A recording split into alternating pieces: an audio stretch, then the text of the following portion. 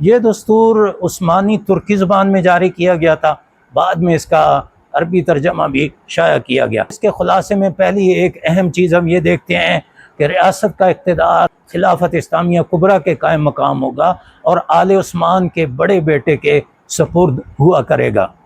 دوسری اہم بات یہ تھی کہ سلطان معظم خلافت کے لحاظ سے دین اسلام کے حامی اور تمام عثمانی علاقوں کے حاکم ہوں گے۔ تیسری بڑی بات یہ تھی کہ آل عثمان کے حقوق، ان کی املاک اور مالی اثاث سے ضمانت عامہ کے تحت محفوظ ہوں گے۔ چوتھی بڑی بات یہ تھی کہ رعایا کے تمام لوگ کسی بھی دینی فرق اور کسی بھی امتیازی حیثیت کے بغیر عثمانی کہلائیں گے۔ پھر اس کے بعد یہ تھا کہ تمام عثمانی شہریوں کو شخصی آزادی حاصل ہوگی، لیکن ایک شرط یہ ہے کہ وہ دوسروں کی آزادی کو نقصان نہ پہنچائیں۔ اس کے بعد ایک بڑا نقطہ یہ تھا کہ اسلام سلطنت کا سرکاری دین ہوگا، جیسے پاکستان کے دستور کے اندر ہے۔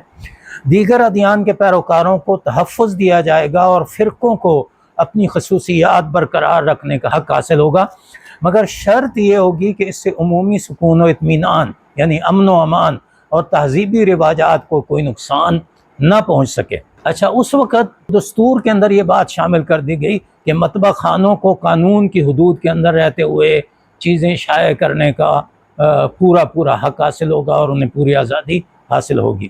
ایک اور نقطہ یہ تھا، تمام عثمانی شہری قانون کے دائرے کے اندر رہتے ہوئے تجارتی، صنعتی اور زرعی کمپنیاں کھولنے کے لیے آزاد ہوں گے۔ اس کے بعد ایک بڑا نقطہ یہ تھا کہ ہر عثمانی شہری کو سرکاری اہلکاروں کے رویوں یا قانون کی خلاف ورزیوں کے خلاف شکایات پیش کرنے کی آزادی ہوگی۔ ریاست میں تعلیم آزاد ہوگی، تمام تعلیمی ادارے اگرچہ حکومتی نگرانی میں ہوں گے مگر وہ کسی طبقے کی دینی تعلیم میں دخل نہیں دے سکے گی۔